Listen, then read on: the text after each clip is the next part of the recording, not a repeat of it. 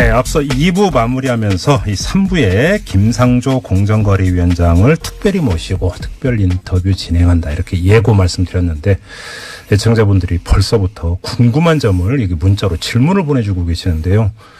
근데 공정거래위원회하고 별로 상관이 없는 질문을 주셔가지고 질문 소화하기가 좀 힘든. 근데 아무튼 갑질 이런 문제 있지 않습니까? 말 그대로 불공정, 갑질하는 사례 있으면 좀 문자를 좀 올려주십시오. 그럼 제가 대신 우리 애청자 여러분 대신해서 제가 김상조 위원장께 질문 드리겠는데요. 지금 바로 제 옆에 나와 계십니다. 어서 오십시오, 위원장님. 네, 안녕하십니까. 엄청 바쁘시죠? 예, 많이 바쁩니다. 하지만 경제개혁연대 소장 시절보다 더 바쁜 건 아닙니다. 잠깐만. 그러면 지금 제대로 일을 안 하신다는 말씀 아니에요, 혹시? 아니, 과거에 훨씬 더 바빴다는 얘기입니다. 경제개혁연대 때는 좀 혼자 했는데. 예, 그렇습니다. 지금은 600명의 저희 공정위 직원들이 같이 일을 합니다. 가슴에 손을 얹고 우리 공정위 직원들이 일사불란하게 위원장님의 어떤 그 철학이라고 할까요? 방향. 예. 1심에서 지금 열심히 일하고 있다고 자평하세요? 공정위는 시장경제 질서를 유지한다는 그 조직의 책무 자체가 너무나 분명한 조직이고요. 그렇죠. 그렇기 때문에 상대적으로 공정위 직원들은 저의 어떤 의지에 더 나가서 네. 현 정부의 공정 경제를 달성해야 된다는 이 책무를 너무나 잘 인지하고 있고요. 네. 지금은 너무나 잘해주고 있습니다. 혹시 일 너무 많이 시키시는 거 아닙니까? 예, 그래서 항상 미안합니다. 과로살 정도로 열심히 하고 있습니다. 아, 그러시면 안 되죠. 네. 네. 앞서 저희가 일부에 예. 그 효성 전 차장, 예. 그러니까 그 원전 납품 비리를 이제 그 공정거래위원회에 제보했다가 그다음에 이제 담합도 제보를 했다가 2015년 11월에 강제 해고당한 김민규 씨를 인터뷰를 했는데요. 예. 그래서 공교롭게 이게 우연찮게 공정위 제보를 했다가 해고를 당해서 지금 이렇게 이제 그 해고 상태로 이제 2년 넘게 이제 계속 생활해 오시는 분을 인터뷰를 했는데 인터뷰를 하다가 그 생각이 들었습니다. 오늘 김상조 위원장님 모셔서 이제 인터뷰할 계획이 있기 때문에 아, 이게 공정위에 제보를 했는데 어떻게 보호할 수 있는 방법이 없는 건가 이 생각을 했거든요. 그래서 오시면 예. 꼭 이거부터 여쭤봐야겠다고 생각을 했어요. 어떻게 방법 없는 겁니까? 저희 공정위가 익명제보센터를 예. 운영하고 있고 예. 뭐 하도급이나 가맹 등의 경우에는 익명제보로 들어오는 것이 저희들의 어떤 직권 인지 조사에 굉장히 중요한 단서가 되는 경우들이 많은데요. 그런데 네. 솔직히 대기업들 내부에서 어떤 벌어지는 불법 행위나 또는 네. 하도급 의 경우에는 사실 익명 제보를 하더라도 드러나는 경우들이 많습니다. 그러니까 우리 사회 그렇죠. 전체가 공익 제보자에 대한 보호 장치를 더욱 두텁게 해야 되고 그렇죠. 여기에 더서 물질적인 보상도 강구해야 되겠지만 네. 저희 공정위가 항상 강조하는 것은 보복 행위는 경제 범죄 차원을 넘어서는 반사회적인 범죄라는 어떤 그렇죠. 차원으로 그렇죠. 이것 자체가 사실은 심각한 불법 행위로 생각하고요. 그렇죠. 앞으로는 네. 이런 보복 행위가 발견이 되면 그 자체로 고발을 할 계획을 갖고 있습니다. 그러니까요. 공익 제보자가 말 그대로 제보 내부 고발을 하는 사람인지 사익을 위해서 내부 고발하는 경우는 거의 없잖아요. 예, 그렇습니다. 말 그대로 공익을 위해서 하는 거라고 한다면 아니 뭐 그리고 보상금, 신고 포상금을 위해서 고발하는 것을 우리가 배관시할 필요는 없다라고 생각을 합니다. 그렇죠, 그렇죠. 예. 오히려 이것도 좀 활성화시킬 필요는 좀 있을 것 그렇습니다. 같습니다. 그래서 저희 공정위가 이 신고 포상금도 예산을 많이 늘리고요. 예. 그리고 그에 대한 보호 장치와 보상을 충분히 하려고 노력하고 있습니다. 그러니까 제 주변에도 이제 그 내부 고발 공익 제보를 했다가 정말 어렵게 생계를 이어가시는 분 여러 분을 정말 저도 이제 직접 만나뵌 적이 있는데 미안하더라고요. 그런 분께 어쩌면 인생을 걸고 고발을 한 거잖아요. 뭐 시민단체 시절부터 이렇게 내부 고발을 하신 분들을 많이 봤는데요. 그분들에 대한 우리 사회의 어떤 배려와 보호가 더욱더 두터워져야 된다고 절실히 느끼고 있습니다. 알겠습니다. 좀 뭐 아주 훌륭한 방책이 좀 나왔으면 좋겠다라고 하는 소망을 좀 전해드리고요. 네. 위원장님이 공정거래위원장으로 취임하시자마자 제 기억으로는 가장 먼저 이제 그 손을 대기 시작한 게 이른바 갑질. 네. 특히 프랜차이즈 갑질. 예. 왜 그거부터 손을 대셨습니까?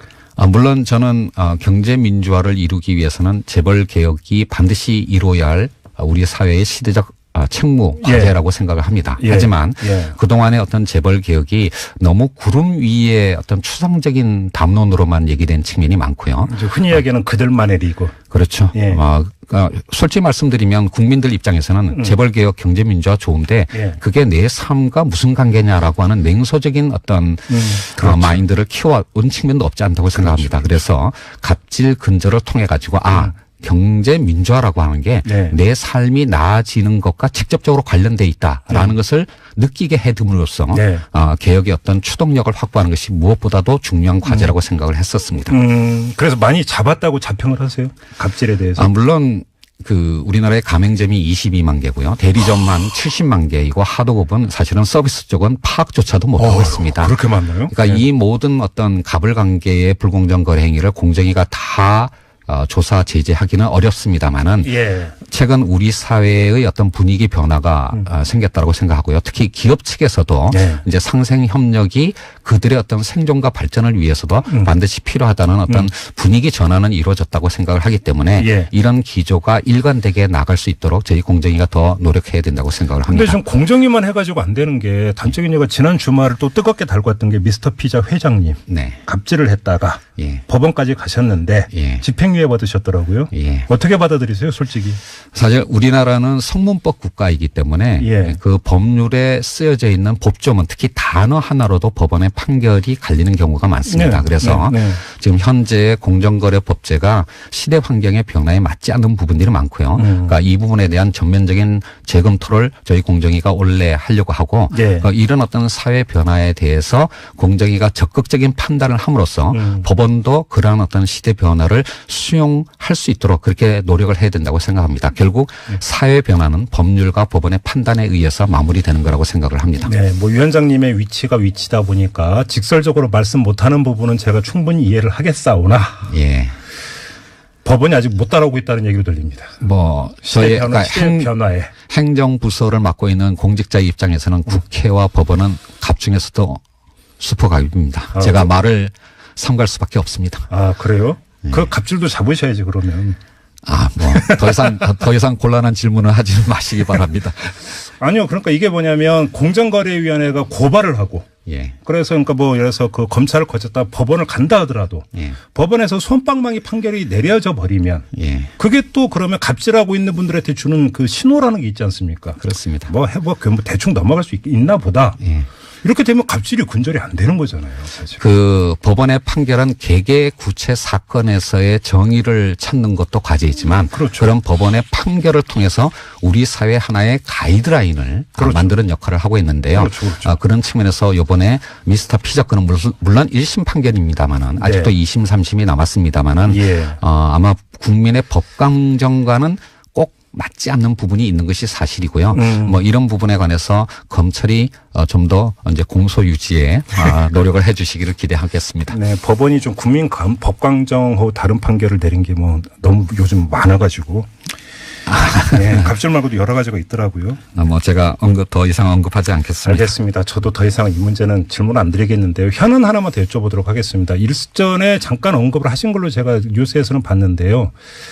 다스의 이시영 씨가 SM이라고는 하청업체를 만든 다음에 다른 그 다스의 하청업체를 인수합병을 하고 그다음에 다스의 일감을 몰아서 이쪽으로 다 하는 그래서 이게 전형적인 편법 상속 방법으로 알려져 있는 일감 몰아주기 아니냐라고 하는 지적이 나왔습니다. 이에 대해서 위원장님은 검찰이 먼저 해서 고발을 한다면 그때는 조사할 용의가 있다 이렇게 말씀하신 걸로 제가 뉴스에서 봤는데 공정위가 먼저 팔 걷어 붙일 수도 있는 거 아닙니까? 현실적으로 쉽지 않습니다. 어떤 점에서 그렇습니까? 그러니까 다스는 일단 우리가 흔히 얘기하는 일감 몰아주기 규제 대상에 안 들어갑니다.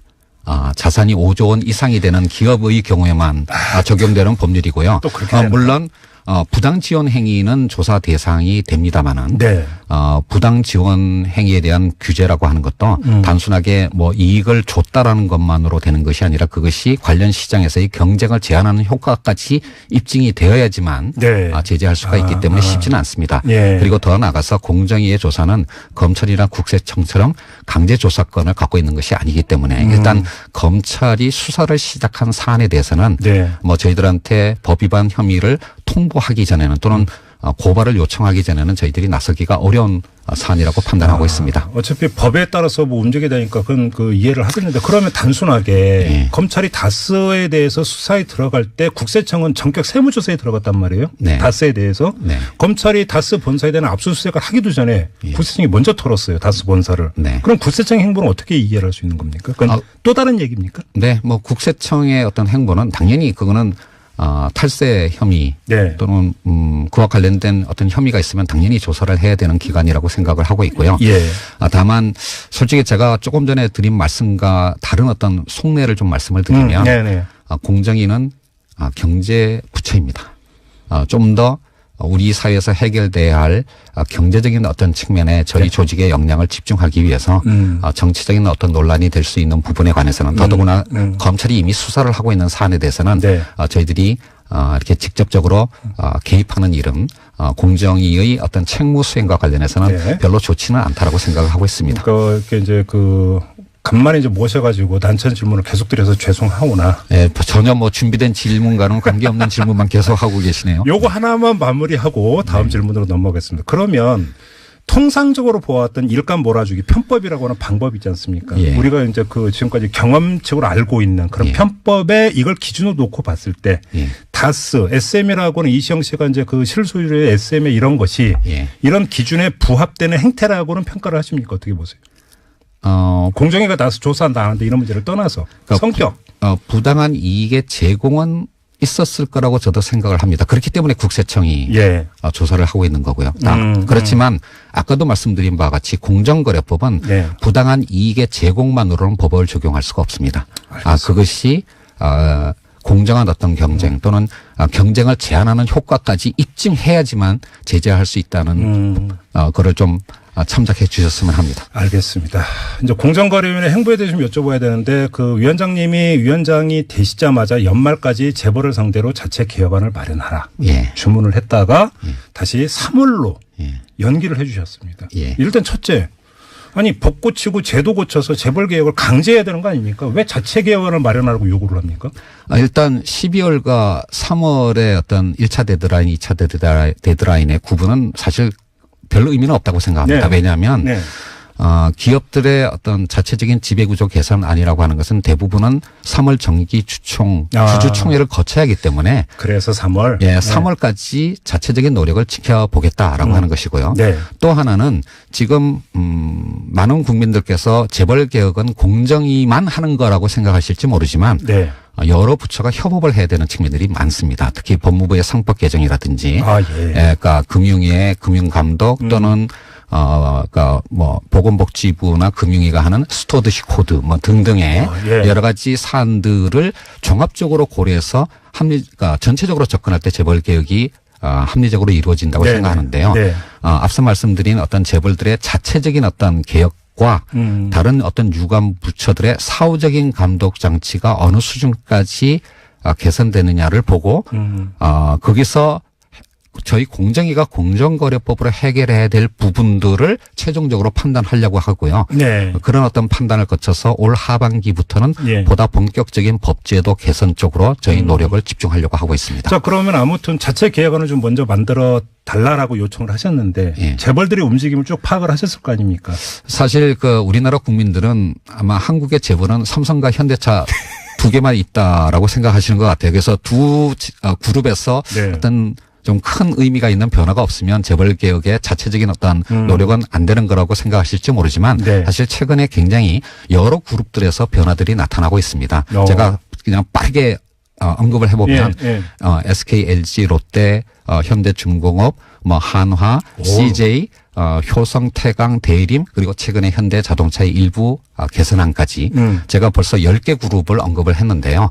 크고 작은 어떤 그룹들의 자체적인 개선 노력들이 있었습니다. 개선이라고 하는 게 지배구조까지 다 포함한 개선? 그렇습니다. 예, 순환 출자를 해소하고 예. 이사회 구성을 개선한 등의 여러 발표들이 있었습니다. 물론 네. 제가 한 가지 좀 아쉬움을 갖고 있는 것은 이 그룹들의 상당수는 공정의 조사를 받고 있거나 제재가 임박한 그룹들이기 때문에 순수한 의미의 자발적인 개선이라고 보기 어려운 측면은 있지만 이런 분위기가 좀 더 빠르게 어떤 확산될 거라고 기대를 하고 있고요. 예. 그러니까 이런 노력들이 일관되고 예측 가능하게 나가도록 만드는 것이 또 공정의 역할이라고 생각합니다. 물론 그것만으로 안 되는 부분에 관해서 공정위가 이제 법으로 어떻게 할 것인가라고 하는 것을 아까 말씀드린 바와 같이 하반기에는 진지하게 고민할 생각입니다. 그런데 이제 문제는 자체 개선 방안을 마련을 했다 하더라도 예. 그것이 정말로 진정성이 담긴 그러니까 자기 개혁의 몸부림일 수도 있지만 일단 소나기는 피하게 보자고 식의 꼼수일 수도 있는 거잖아요. 그 과거 정부와 현 정부의 개혁의 가장 중요한 차이점이 바로 이거라고 생각을 합니다. 예. 과거에는 발표한 걸로 끝났을지 모르겠습니다. 하지만 현 정부에서는 특히 제가 담당하고 있는 공정위는 예. 각 그룹들의 어떤 지배구조 개선 안이나 예. 상생협력의 방안에 대해서 예. 주기적으로 점검할 겁니다. 지금 벌써 지배구조 개선도 그렇고요. 상생협력 쪽도 그렇고 각 기업들이 그룹들이 발표한 내용들을 저희들이 다 정리를 하고 있고요. 예. 그것의 이행 어떤 사항들을 적어도 반기별로는 점검을 할 생각입니다.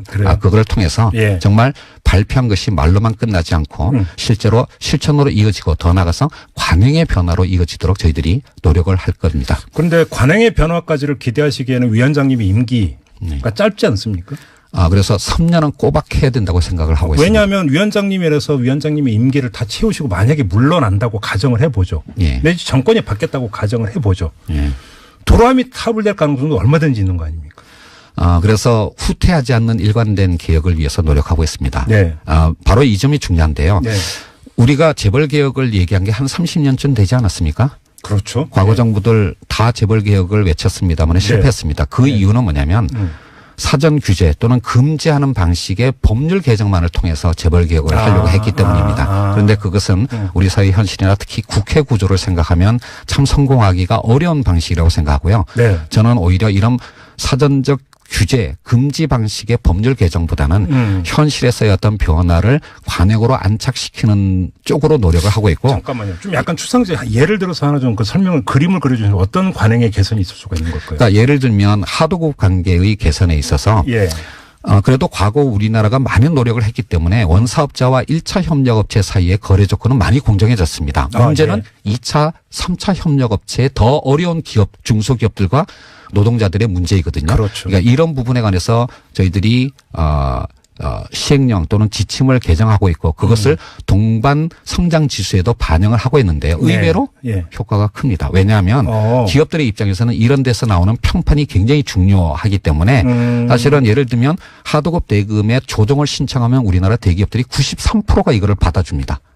그래요? 예, 그렇습니다. 이거를 2차, 3차로까지 확산시키는 게 지금 공정위가 하고 있는 하도급 대책 중에 가장 중요한 부분입니다. 이런 것들을 예. 현실로 만들어가는 것입니다. 지금 그럼 나쁜 땅과 후려치기 이런 것들이 많이 개선이 됐다고 평가를 하세요? 완전히 개선되지는 않았습니다. 하지만 예, 예. 얼마 전에 하도급 서면 실태 조사를 했는데요. 예. 많은 어떤 하도급 업체들이 개선되고 있다라고 평가를 했고요. 재작년에 비해서는 상당폭 정도 개선이 됐습니다. 예. 제가 공정위원장을 3년 정도를 계속한다면 예. 아마 정말 피부로 느낄 수 있는 어떤 개선을 만들어낼 수 있을 거라고 저는 자신합니다.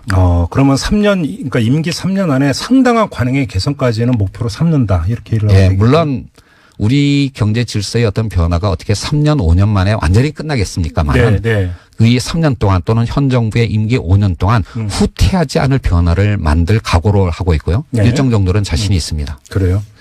지금 많은 분들이 막 지금 문자를 주고 계시는데 이거가 또 워낙 이제 그 자기 어떤 삶의 현장에서 나오는 이야기들이 많기 때문에 네. 이걸 전부 질문을 다 소화하기가 힘들 것 같은데 예를 들어서 카카오톡으로 김현주님 같은 경우는 통신사들의 개혁을 꼭 부탁드립니다. 근본 약정 할인제도 통신사들의 꼼수에 너무 화가 납니다. 이런 문자를 주셨고요.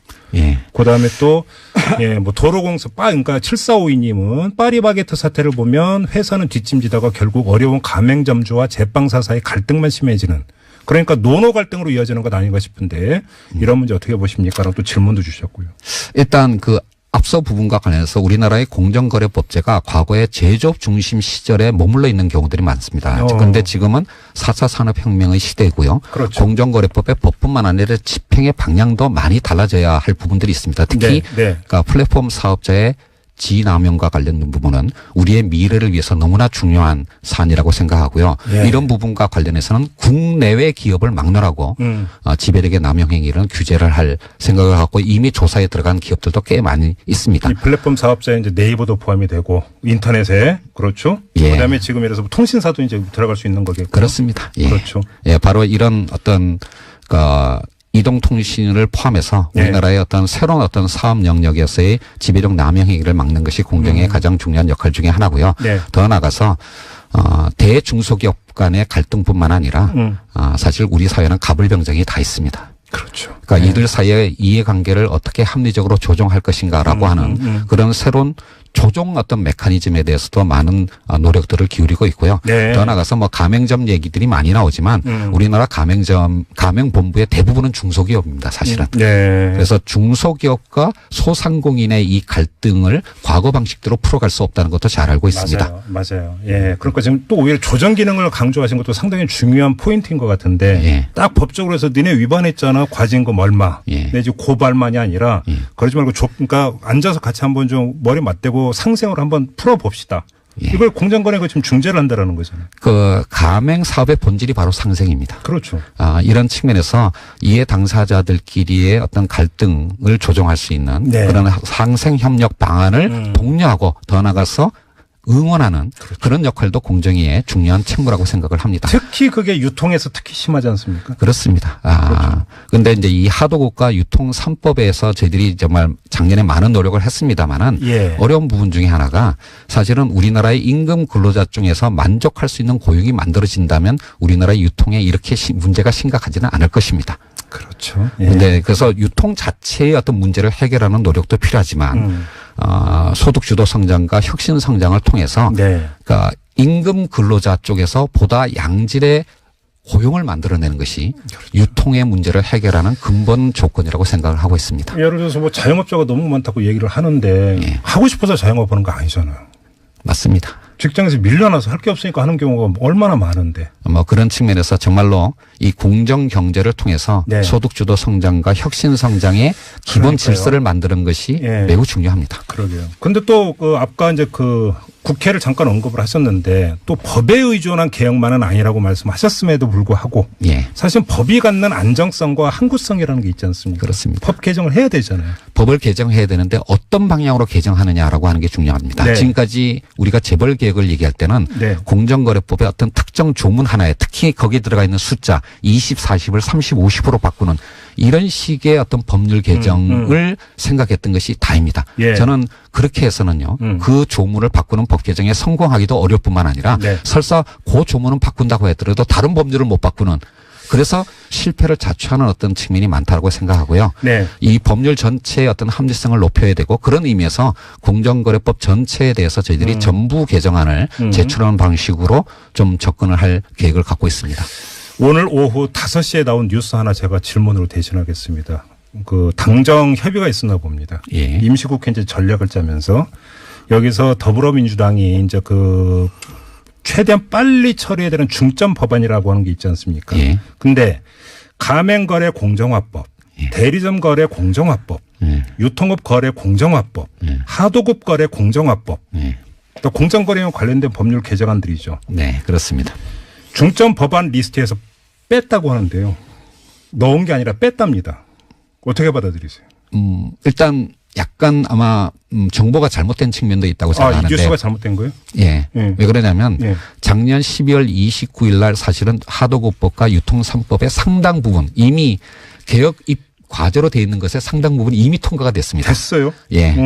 사실 저희 공정거래위원회가 공정거래법 쪽에서는 아직 성과가 많지는 않지만 하도급법과 유통 3법에서는 상당한 정도로 이미 개혁 과제를 입법화하는 데 성공했습니다. 공정위가 잡았던 개정은 그대로 통과가 된 겁니까? 상당 부분은요. 물론 그래요? 아직도 욕심을 내고 있는 부분들이 많습니다. 예를 들면 중소기업 협동조합이나 또는 소상공인들이 이렇게 경쟁력을 키우기 위해서 상호 이렇게 협력하는 부분을 담합 규제에서 빼주는 부분이라든지 또는 공정위의 어떤 조사 권한을 지방자치단체에 이양하는 이런 부분들이 저희들이 빨리 통과시키고 싶은 법률이지만 그거 이외에 상당 부분이 이미 작년에 통과된 부분이 많습니다. 예를 들면 그래서 빠졌나 보군요. 최저임금이 인상이 되었을 때 그거를 가맹이나 유통이나 하도급 쪽에서는 그러니까 대금을 조정할 수 있는 그런 근거 법률들이 이미 통과가 됐습니다. 이번에 최저임금 문제들이 많이 나오고 있는데요. 정말 하도급 어떤 업체들이나 가맹점주들께서 이런 조항들을 잘 이용해서 그러니까 이 대금에 또는 납품 단가의 인상을 요청하시면 대기업들이 상당 부분 수용할 겁니다. 그 법률적 근거들이 이미 다 마련이 됐고요. 표준 계약서도 저희 공정위가 이미 다 마련을 했습니다. 저희들이 열심히 홍보하고 있습니다. 그 재벌 개혁과 관련해서 상법 개정이 필수다. 그냥 핵심이다 이런 이야기를 많이 하던데 이거 워낙 어려운 이야기에서 최대한 쉽게 풀면 상법 개정의 전망과 핵심 어떻게 보세요? 그 재벌 개혁을 위해서는 공정위가 행정적으로 규제하고 금지하는 것도 필요하지만 이해 당사자들끼리 문제를 풀어가는 노력이 더욱더 중요하다고 여러 차례 말씀드렸지 않습니까? 그것의 근거가 되는 법률이 바로 상법입니다. 특히 이 사회의 구성을 정상화하고 주주총회에서 주주들이 의결권을 제대로 행사할 수 있도록 만드는 다중대표 소송제도나 전자서면투표제 같은 것들이 상법 개정에 들어가야 되는데 이런 부분들이 오랫동안 논의가 됐습니다마는 지금 국회에서 상당히 난항을 겪고 있고요. 그런 것을 통과시키기 위해서는 너무 많은 것을 한꺼번에 통과시키기보다는 정말로 필요한 부분에 선택과 집중을 하는 정부와 여당의 어떤 전략적 판단이 있어야 되겠고요. 또한 야당들도 우리의 시장 질서를 정상화하기 위해서는 이런 상법 개정에 적극적으로 협조해 주시기를 당부드리겠습니다. 간단히 상법 개정이라는 게 이거군요. 그러니까 재벌의 의사결정 구조를 민주화하는 게 핵심이다. 이렇게 정리하면 되겠네요. 그렇습니다. 재벌 개혁을 위해서는 정부가 법률로 다스리는 것만이 능사는 아닙니다. 이해관계자들이 스스로 해결할 수 있도록 그 기반을 마련해 줘야 되고요. 그것이 바로 상법이라고 할 수가 있겠습니다. 알겠습니다. 재벌 이야기니까 이거 하나만 또 현안 여쭙고 봐야 되는데 이재용 삼성 부회장이 얼마 전에 재판 과정에서 편법 상속 삼성물산 제일모직 합병 이야기 나오고 이럴 때 나는 아버지와는 다르게 나는 독자고 편법을 동원하면서까지 상속을 해야 되는 이유도 없었고 따라서 그런 일은 없었다라는 취지의 주장을 한 거 접하셨죠, 위원장님? 네, 알고 있습니다. 증인으로도 나가셨잖아요, 그 그렇습니다. 재판에. 어떻게 받아들이셨어요, 이런 주장을? 사실 이재용 부회장으로의 승계의 기본 작업은 삼성 에버랜드 전환 사채로 아마 사실상 마무리됐다라고 할 수도 있습니다. 그렇지만 아직 승계 작업은 완성이 안 됐습니다. 왜냐하면 현재의 삼성그룹의 소유 지배 구조는 지속 가능하지 못합니다. 아, 그래요? 그 이후로도 많은 경제 환경의 변화가 있었기 때문에 사실 논란이 되는 거는 승계가 더 재산의 승계가 더 진행돼야 되는 문제가 아니라 삼성그룹의 구조를 글로벌 기업답게 지속 가능한 형태로 발전시키는 과제는 아직 완성이 되지 않았다라는 측면에서 이재용 부회장이 하셔야 할 일이 굉장히 많다고 생각을 합니다. 그래요. 알겠습니다. 무슨 시간이 벌써 다 돼가지고 지금 절반도 못 여쭤봤는데 나중에 다시 한번 나오셔야 될 것 같은데. 1년 후에 나오겠습니다. 6개월 뒤로 하시죠. 네, 생각해 보겠습니다. 올해 공정거래위원회 최대의 역점사가 어떤 거 하나만 꼽아주신다면. 물론 재벌개혁과 관련해서 일감 몰아주기를 근절하는 것입니다. 우리 사회에서는 더 이상 일감 몰아주기가 용인되지 않는다라고 하는 것을 현실의 관행으로 만들어 가겠습니다. 그게 올해 하나 확실하게 잡는 겁니까? 모든 일감 몰아주기를 다 제재를 못 하겠지만 아마 사회의 경종을 울릴 수 있는 그리고 기업들한테 가이드라인이 될 수 있는 조사와 제재건들을 계속 만들어 가겠습니다. 네, 규모가 안 돼서 공정위 대상은 아니라고 하는데 그러니까 또 갑자기 다스의 이시영 씨가 생각나는 이유는 뭘까요? 네, 대답 안 하셔도 됩니다. 네, 김상조 공정거래위원장과 인터뷰는 여기서 마무리하고 아쉽지만 보내드리도록 하겠습니다. 고맙습니다, 위원장님. 네, 감사합니다. 먼저 손을 대기 시작한 게 이른바 갑질, 특히 프랜차이즈 갑질. 왜 그거부터 손을 대셨습니까? 물론 저는 경제 민주화를 이루기 위해서는 재벌 개혁이 반드시 이루어야 할 우리 사회의 시대적 책무 과제라고 생각을 합니다. 하지만 그동안의 어떤 재벌 개혁이 너무 구름 위에 어떤 추상적인 담론으로만 얘기된 측면이 많고요. 흔히 이야기하는 그들만의 리그. 그렇죠. 솔직히 말씀드리면 국민들 입장에서는 재벌 개혁 경제 민주화 좋은데 그게 내 삶과 무슨 관계냐라고 하는 냉소적인 어떤 마인드를 키워온 측면도 없지 않다고 생각합니다. 그래서 갑질 근절을 통해 가지고 경제 민주화라고 하는 게 내 삶이 나아지는 것과 직접적으로 관련돼 있다라는 것을 느끼게 해둠으로써 개혁의 어떤 추동력을 확보하는 것이 무엇보다도 중요한 과제라고 생각을 했었습니다. 그래서 많이 잡았다고 자평을 하세요? 갑질에 대해서? 물론 우리나라의 가맹점이 22만 개고요. 대리점만 70만 개이고 하도급은 사실은 서비스 쪽은 파악조차도 못하고 있습니다. 그렇게 많나요? 그러니까 이 모든 어떤 갑을 관계의 불공정 거래 행위를 공정위가 다 조사 제재하기는 어렵습니다만은 예. 최근 우리 사회의 어떤 분위기 변화가 생겼다고 생각하고요. 특히 기업 측에서도 이제 상생 협력이 그들의 어떤 생존과 발전을 위해서도 반드시 필요하다는 어떤 분위기 전환은 이루어졌다고 생각을 하기 때문에 이런 기조가 일관되게 나갈 수 있도록 저희 공정위가 더 노력해야 된다고 생각을 합니다. 그런데 좀 공정위만 해가지고 안 되는 게 단적인 예가 지난 주말을 또 뜨겁게 달궜던 게 미스터 피자 회장님 갑질을 했다가 법원까지 가셨는데 집행유예 받으셨더라고요. 어떻게 받아들이세요, 솔직히?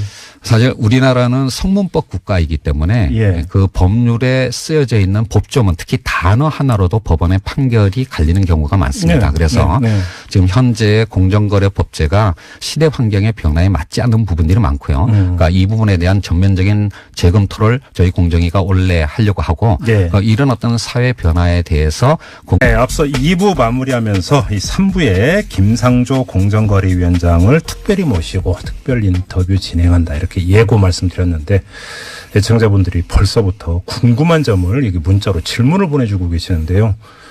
근데 공정거래위원회하고 별로 상관이 없는 질문을 주셔가지고 질문 소화하기가 좀 힘든. 근데 아무튼 갑질 이런 문제 있지 않습니까? 말 그대로 불공정, 갑질하는 사례 있으면 좀 문자를 좀 올려주십시오. 그럼 제가 대신 우리 애청자 여러분 대신해서 제가 김상조 위원장께 질문 드리겠는데요. 지금 바로 제 옆에 나와 계십니다. 어서 오십시오, 위원장님. 네, 안녕하십니까. 엄청 바쁘시죠? 예, 많이 바쁩니다. 하지만 뭐 경제개혁위원회 소장 시절보다 더 바쁜 건 아닙니다.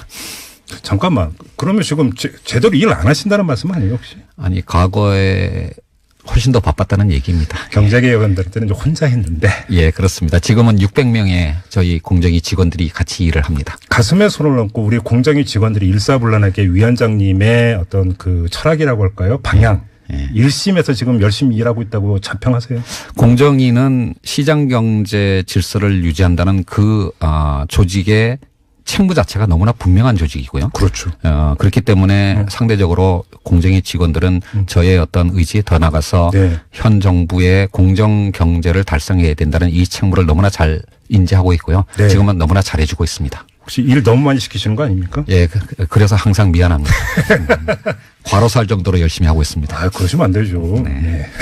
앞서 저희가 일부에 그 효성 전 차장, 그러니까 그 원전 납품 비리를 이제 그 공정거래위원회에 제보했다가 그다음에 이제 담합도 제보를 했다가 2015년 11월에 강제 해고당한 김민규 씨를 인터뷰를 했는데요. 그래서 공교롭게 이게 우연찮게 공정위 제보를 했다가 해고를 당해서 지금 이렇게 이제 그 해고 상태로 이제 2년 넘게 이제 계속 생활해 오시는 분을 인터뷰를 했는데 인터뷰를 하다가 그 생각이 들었습니다. 오늘 김상조 위원장님 모시면서 이제 인터뷰할 계획이 있기 때문에 아, 이게 공정위에 제보를 했는데 어떻게 보호할 수 있는 방법이 없는 건가 이 생각을 했거든요. 그래서 오시면 꼭 이거부터 여쭤봐야겠다고 생각을 했어요. 어떻게 방법이 없는 겁니까? 저희 공정위가 익명제보센터를 운영하고 있고 뭐 하도급이나 가맹 등의 경우에는 익명제보로 들어오는 것이 저희들의 어떤 직권 인지 조사에 굉장히 중요한 단서가 되는 경우들이 많은데요. 그런데 솔직히 대기업들 내부에서 어떤 벌어지는 불법 행위나 또는 하도급 의 경우에는 사실 익명 제보를 하더라도 드러나는 경우들이 많습니다. 그러니까 우리 사회 전체가 공익 제보자에 대한 보호 장치를 더욱 두텁게 해야 되고 여기에 들어서 물질적인 보상도 강구해야 되겠지만 저희 공정위가 항상 강조하는 것은 보복 행위는 경제 범죄 차원을 넘어서는 반사회적인 범죄라는 어떤 차원으로 이것 자체가 사실은 심각한 불법 행위로 생각하고요. 앞으로는 이런 보복 행위가 발견이 되면 그 자체로 고발을 할 계획을 갖고 있습니다. 그러니까요. 공익 제보자가 말 그대로 제보 내부 고발을 하는 사람인지 사익을 위해서 내부 고발하는 경우는 거의 없잖아요. 예, 그렇습니다. 말 그대로 공익을 위해서 하는 거라고 한다면 아니 뭐 그리고 보상금, 신고 포상금을 위해서 고발하는 것을 우리가 배관시할 필요는 없다라고 생각을 합니다. 그렇죠. 오히려 이것도 좀 활성화시킬 필요는 좀 있을 것 그렇습니다. 같습니다. 그래서 저희 공정위가 이 신고 포상금도 예산을 많이 늘리고요. 그리고 그에 대한 보호 장치와 보상을 충분히 하려고 노력하고 있습니다. 그러니까 제 주변에도 이제 그 내부 고발 공익 제보를 했다가 정말 어렵게 생계를 이어가시는 분 여러분을 정말 저도 이제 직접 만나뵌 적이 있는데 미안하더라고요. 그런 분께 어쩌면 인생을 걸고 고발을 한 거잖아요. 뭐 시민단체 시절부터 이렇게 내부 고발을 하신 분들을 많이 봤는데요. 그분들에 대한 우리 사회의 어떤 배려와 보호가 더욱더 두터워져야 된다고 절실히 느끼고 있습니다. 알겠습니다. 좀 뭐 아주 훌륭한 방책이 좀 나왔으면 좋겠다라고 하는 소망을 좀 전해드리고요. 위원장님이 공정거래위원장으로 취임하시자마자 제 기억으로는. 예. 제 기억으로는 가장 공정위가 적극적인 판단을 함으로써 법원도 그러한 어떤 시대 변화를 수용할 수 있도록 그렇게 노력을 해야 된다고 생각합니다. 결국 사회 변화는 법률과 법원의 판단에 의해서 마무리되는 거라고 생각을 합니다. 네, 뭐 위원장님의 위치가 위치다 보니까 직설적으로 말씀 못하는 부분은 제가 충분히 이해를 하겠사오나 예. 법원이 아직 못 따라오고 있다는 얘기로 들립니다. 뭐 시대 저희 변화에 행정부서를 맡고 있는 공직자 입장에서는 국회와 법원은 갑중에서도 슈퍼갑입니다. 제가 말을 삼갈 수밖에 없습니다. 아 그래요? 그 갑질도 잡으셔야지 그러면. 뭐 더 이상 곤란한 질문을 하지 마시기 바랍니다.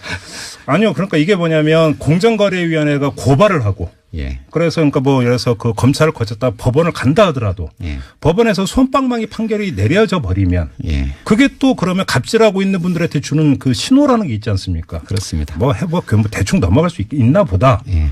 이렇게 되면 갑질이 근절이 안 되는 거잖아요. 사실. 그 법원의 판결은 개개 구체 사건에서의 정의를 찾는 것도 과제이지만 그렇죠. 그런 법원의 판결을 통해서 우리 사회 하나의 가이드라인을 그렇죠. 만드는 역할을 하고 있는데요. 그렇죠. 그렇죠. 그런 측면에서 이번에 미스터 피자건은 물론 1심 판결입니다만은 아직도 네. 2심, 3심이 남았습니다만은 예. 아마 국민의 법감정과는 꼭 맞지 않는 부분이 있는 것이 사실이고요.